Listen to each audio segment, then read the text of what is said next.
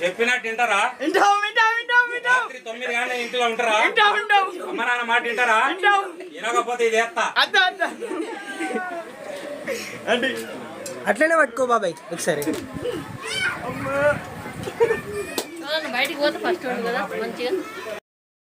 ఇది మనలాంటి మూగజీవే. పోయేది ఉంటే దాంట్లో పోలీసు ఎవరిని ఏమనదు.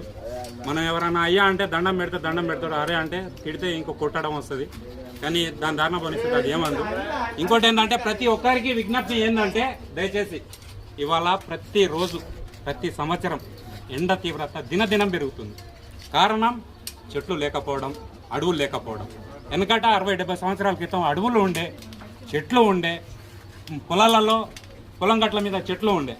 ఇలా గొడవలు వచ్చి ఏట్ల కాడ గొట్ల కాడ ఆ చెట్లు పోయినాయి, అడవులు ఇళ్ళు పెరుగుతా కొద్దీ చెట్లు పోయినాయి, అడవులు పోయినాయి. కాబట్టి ఇంత తీవ్రత పెరుగుతుంది. మనం చేయాల్సిన పని లేదు. ఈ ఎండ తీవ్రతను తగ్గియాలంటే కోట్లు గుమ్మరించినా ఎవరితోటి కాదు. ప్రతి ఒక్కరు, నేను సైతం, మేము సైతం, మనం సైతం, పుట్టినరోజు, గృహప్రవేశం, బండి కొన్నాము, సావో పుట్టుకో, ఒక్క చెట్టుని పెట్టండి. ఆ చెట్టు మీ పెట్టే స్థలం మీ దగ్గర లేకపోతే ఎవరికన్నా ఇవ్వండి. ఆ చెట్లతోటే ప్రపంచం, చెట్టుతోటే జీవం, చెట్టుతోటే ఫలం, చెట్టుతోటే జీవనాధారం. ఆ చెట్టుకే ఇచ్చిండు భగవంతుడు ఆక్సిజన్ ఉత్పత్తి చేసే శక్తి. అది వాళ్ళ మనిషి. నా పెళ్ళం, నా పిల్లలు, నా సంసారం అనుకుంటా తిరగడమే తప్ప చెట్టు గురించి ఆలోచించే మగవాళ్ళు లేరు.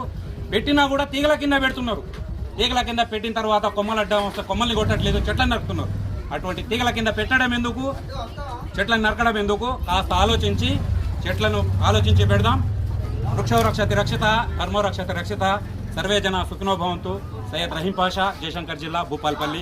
8179933217. థ్యాంక్ యూ అండి.